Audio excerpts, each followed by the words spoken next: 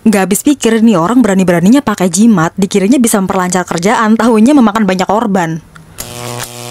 Tahun 2024, emang kalian masih percaya dengan adanya jimat? Jujur sampai detik ini pun gue gak percaya sama sekali. Cuman nyatanya banyak nih cerita-cerita yang gue denger tentang jimat. Seperti biasa gue gak mau nyebutin nama aslinya, jadi kita kasih nama samaran aja. Kita sebut aja namanya Lia dan Dimas. Jadi kedua pasangan ini menikah pada tahun 2018.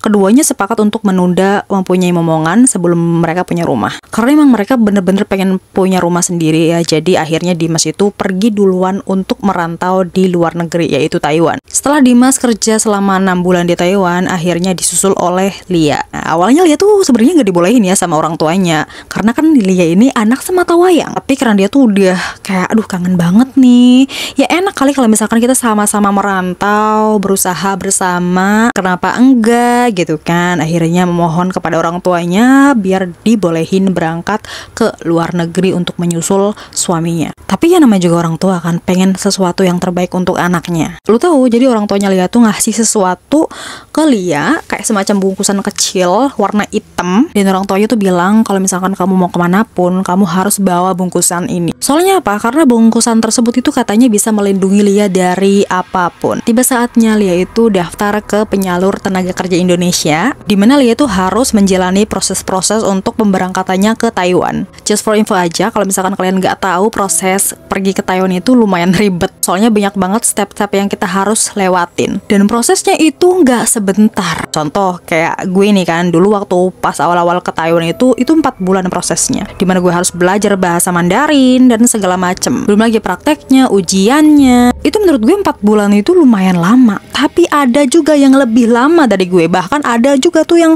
hampir 1 tahun gak berangkat-berangkat. Dan lu tahu Lia berapa lama pas prosesnya? Cuman 1 bulan. Lu bayangin 1 bulan. Dimana diantara teman-temannya dia yang paling sebentar. Nah sebenarnya setelah orang tuanya ngasih kayak semacam bungkusan kecil itu, dia tuh sering banget kayak mimpiin seseorang. Dimana dia tuh sering banget ketemu sama kakek-kakek yang berjubah warna hitam. Kakek-kakek itu bilang pas di mimpinya Lia, dia bakalan ngelindungin Lia. Ya bisa dilihat aja dari prosesnya aja lumayan cepet di antara teman-teman lainnya. Terus nggak cuman di situ, pas udah sampai Taiwannya, lu tahu dia dapat majikan yang super duper baik. Kerjaannya ringan dan kerjanya tuh bener-bener nyaman. Sebenarnya sesampainya dia kerja di Taiwan, dia tuh sering banget mengalami kejadian-kejadian aneh. Kayak ada semacam bayangan hitam yang tiba-tiba sekelebat hilang kayak gitu. Cuman ya gimana ya, dia selalu menghiraukan karena mungkin ya paling apa sih gitu kan, halu. Nah lambat laun selama dia kerja di sini, dia tuh makin banyak punya temen di sekitar rumah majikannya. Just info aja ya, jadi di Taiwan tuh memang banyak banget orang-orang Indonesia yang kerja di sini. Jadi nggak heran kalau misalkan dia cepet dapet temen. Jadi di sekitar rumah majikannya itu memang banyak banget orang-orang Indonesia di sono. Dan biasanya mereka bakal melakukan aktivitas rutin, yaitu pengajian di malam Jumat. Ya otomatis Lia juga ikutan kali ya. Pas berangkat memang dia tuh sengaja nggak bawa itu kantong kecil, terus ditaruh di lemari bajunya.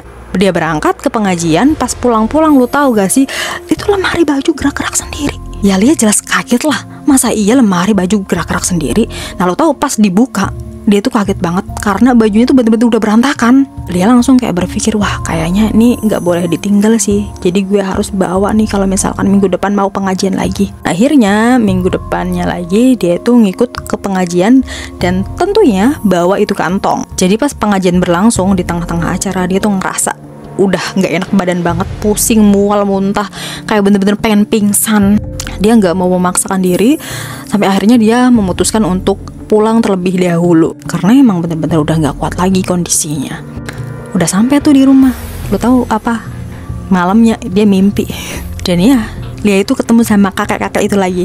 Tapi kali ini beda. Kenapa bedanya? Jadi dia tuh ngelihat kakek-kakek sekarang itu kok beda ya, lebih murung, terus kayak matanya merah. Setelah kejadian mimpi tersebut, Lia tuh memutuskan untuk tidak mengikuti pengajian lagi untuk minggu berikutnya. Selang 1 tahun dia kerja di Taiwan, dia kan sering banget tuh ketemu sama suaminya, sering berlibur bareng, dan udah jelas dong namanya juga pasangan sah gitu kan. Alhamdulillahnya Lia tuh dapat kabar baik atas kehamilannya. Majikannya Lia itu tahu kalau misalkan Lia itu hamil dan masih memperbolehkan dia tetap bekerja. Sampai di bulan ketiga kehamilannya, Lia itu pengen ngadain acara syukuran bersama teman-temannya. Saat itu juga Lia lumayan capek ya, karena dia juga kan harus masak banyak buat teman-teman lainnya. Dan alhamdulillahnya syukuran itu berjalan dengan lancar. Setelah selesai pengajiannya, nah dia mimpi lagi. Jadi dia tuh mimpi ketemu sama kakek-kakek itu lagi. Ya, dan lo tahu pas di mimpinya dia tuh kaget banget karena si kakek-kakek itu mau mencekek Lia.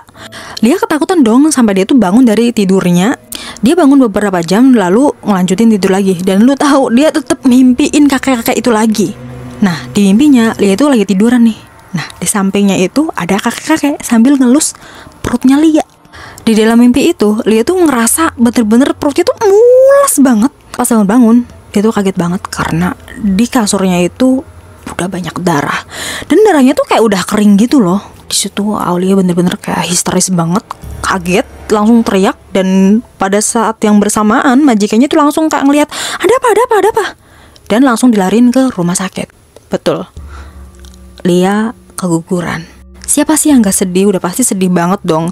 Pada saat itu dia meminta kepada majikannya untuk beristirahat dulu. Dia mau menenangkan diri atas kehilangan calon anaknya. Dan alhamdulillahnya majikannya itu menyetujui untuk Lia beristirahat dulu. Jadi Lia itu minta istirahat selama 1 bulan. Dan suaminya Lia itu mencari semacam kos-kosan untuk Lia beristirahat di sana. Selang 1 minggu dia beristirahat, dia udah lumayan membaik. Dia juga hatinya udah lumayan membaik juga. Karena masa cutinya masih banyak kan, masih ada 3 minggu lagi. Jadi dia tuh manfaatin buat jalan-jalan. Terus juga sering banget ketemu sama suaminya. Alhamdulillahnya dia tuh dapat kabar kehamilannya lagi. Udah pasti Lia tuh bener-bener seneng banget. Tapi dia juga ada rasa khawatir, takutnya kayak kejadian waktu itu lagi. Akhirnya dia tuh ngabarin ke agensinya untuk minta diperpanjang lagi masa cutinya. Agensinya diskusi tuh sama majikan. Akhirnya memperbolehkan Lia untuk melanjutkan cutinya. Tapi ngomong-ngomong, siapa ya agensinya? Boleh juga tuh. Karena jujur agensi yang kayak itu bener-bener jarang banget. Spill gak sih Mbak Lia siapa agensinya? Oke lanjut. Jadi Lia kan makin lama tuh tinggal di kos-kosan. Selang 2 bulan kehamilannya, lu tau gak sih? Jadi Lia tuh sering banget mengalami hal mistis. Dimana dia tuh sering banget ketemu sama kakek. Gak cuman mimpi, tapi sering nampakin wujudnya cuy. Ada momen dimana pas Lia itu lagi cuci muka, lu tau gak sih? Dia tuh ngeliat jelas banget kakek-kakek di kaca. Tapi pas nengok gak ada. Disaranin sama suaminya, kayaknya kamu lebih digetolin lagi deh ibadahnya biar terlindungi dari hal-hal yang kayak gitu. Lagi dan lagi, di ke-6 bulan kehamilan Lia, dia tuh mimpi ketemu kakak-kakak itu lagi.